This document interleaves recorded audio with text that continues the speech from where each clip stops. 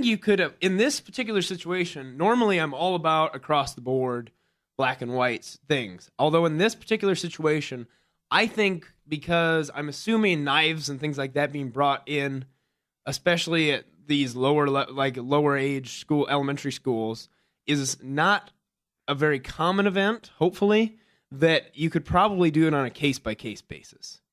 Because this one's a little different, but we've had little girls have been kicked out because they brought a knife in when they also brought in a cake for like a class party. Yeah. And these kind of situations, and then that little girl was suspended. So I think a case-by-case basis is necessary in this situation. Right? Yeah, I think for the lower grades, when the kids don't understand what they're bringing in. But once you get to like a certain age, around like upper middle school, I think it should be the no tolerance policy. Because once you're in like the 9th grade and you know that there's no tolerance policy, no means no, so don't bring anything. But for the little kids who don't understand it, and they just see this little fork and the spoon and the knife all attached to one, they don't understand that, so there should be a case-by-case. Right. I think that a lot of these were brought in for show and tell. So the kids were told to bring in something that provided memory for them, and they don't associate, that with a weapon. I think you really have to take intention into it.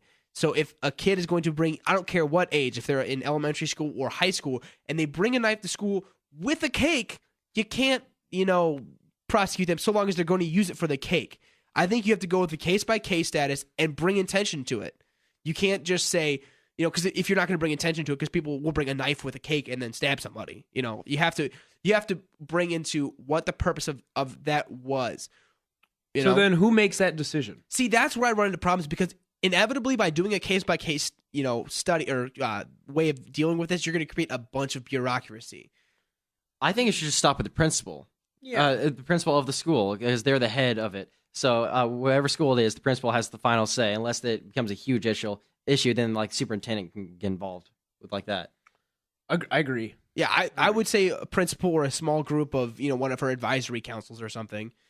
I think you really have to look and use common sense. I know that I think it's dead anymore, but I think some people still know how to use it. I mean, you have to be level-headed about it and realize what the purpose it was brought to school for. And I don't think this 6-year-old had any intention of ever cutting someone with his little army Swiss knife. Yeah. So, all right. Well, we're going to go ahead and play a song, and then we will be back after this to talk about how Maine has now banned gay marriage. Be back after this.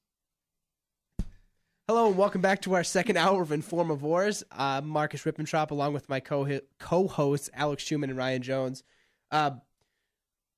As we know, Maine was it the first, or was it it was one of the first states? It was the very first to do it on a citizen Maine referendum. Was the first state to allow gay marriage, and it was done by the courts, right?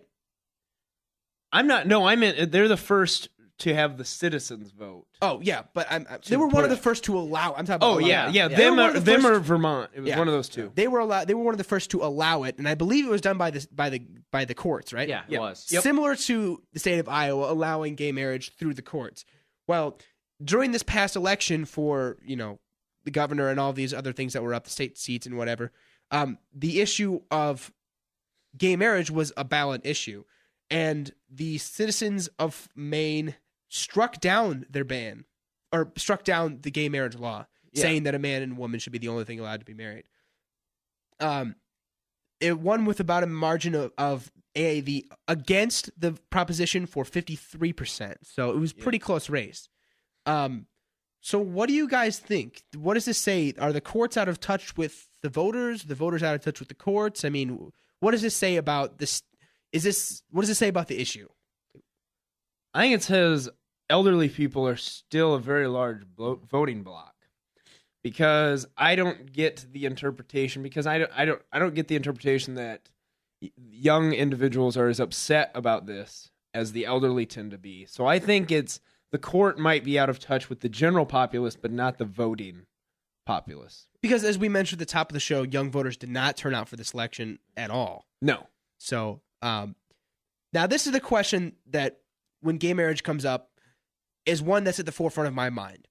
Should this issue be decided by the courts, or should this be decided by the populace via an election, Ryan? I'm gonna have to go with courts. Absolutely. Like back with civil rights, I'm sure if you had a popular vote with civil rights, that would have been struck down every single time. But the courts forced the issue, and now it's just an everyday, of course that's correct type of thing. And eventually, this will be too. Yeah, I think that is the job of the courts, is to protect the minority classes, the protected classes. It's their job to look out for their rights and their interests.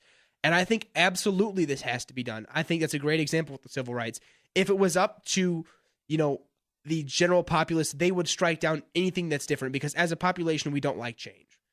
So Very true. I think very accurate. Yeah. I think that this has to be decided by the courts, and that's just all there is to it. And the voters are just going to have to learn to get with it, just like civil rights. It may not be popular, but the courts have to rule that is their decision. So I don't know how that would work, but do you want then, do you think that there should be another court case in Maine that will again overturn this? this is going to be a spiral of effect until somebody finally, some lawyer or some judge finally determines, that it has to be the court or the people. And again, I'm not a law expert. I actually assume enough state. This is my own personal prediction. Enough states will have this overturned, and then eventually that voting bloc that's that's putting all these bans in place will at least start to kind of disappear a little bit more. Probably not entirely, but I know that at least with our age group, it's like 6. It's in between. It varies. It bounces back and forth, but it's always between 60 to 70% of our generation just doesn't care. Yeah, it's a Who complete cares? non-issue. It's just kind of one of those things. I think that in order for this to get passed, someone's going to have to file a lawsuit, and I think this is going to have to be decided by the Supreme Court. Yeah, I think that's the way to do it. So, do you guys think this is a big blow for the civil rights movement for gay rights? It's a huge obstacle, because they realize that it's still not popular with people, and that it took away their rights that they had for a couple of months. Now, what's also interesting in this, so let me just ask this question, because in Washington, this is very interesting. The state or DC? The state. Okay. The state. They passed a law that's called Everything But, is essentially how it was sold to the public, and it gives gays everything, all rights, but marriage. So it's just a civil partnership, and Yes. from what from what I see, it's very limited what I've seen, but what I see, that's what they want. They're not so much, they're not upset because they're not with the term married. They want to be recognized as a life partner, and they want to have the legal authority to claim their significant others, stuff like their estate, and be claimed on tax returns. I think that is more what they're looking for, is the legal part and the acceptance that they have chosen to be with this person, rather than the term married. I think that's a very valid alternative, but I still don't think they should have to go with that. I think they should have the full rights to marriage, because it is still kind of a form of discrimination. Well, the biggest, at the heart of the issue is the word marriage is in so many legal documents, or laws, I should say. It's in so many laws that certain rights are not granted to them unless they get a marriage. Yeah. So either the words in the documents have to change, or what they have, or what rights they receive need to change in at least the name. Yep. So what I have to ask you guys, what should happen to those people in Maine who, during the time that this law was allowing gay marriage, and they were married, or they were joined together as a civil partnership, because it was full marriage, wasn't it, in Maine? Yes. Yeah. Okay. So if they were married under Maine law during that time that it was legal, what happens to them now? Are they still guaranteed those rights, or does this vote, in essence, strike down that law and say that never happened? It never happened. It just goes back to what it was, and their marriage licenses are nothing. So they basically have a worthless piece of paper, and all Yeah, their they need to tax move to things- Iowa. Okay. That's what it means. But so you don't think that? So I think this will be the starting point of the court case that will go to the Supreme Court. Is the people that had these rights and then were taken away? I think that'll be the start of the Supreme Court case. This is all just my. I assume the ACLU or somebody will show up. This is all my personal judgment. But so, like we already asked, what do you think this does for the gay rights movement nationwide? I mean, what if there's a law in a court in, say, give me a state, Arkansas? That's completely.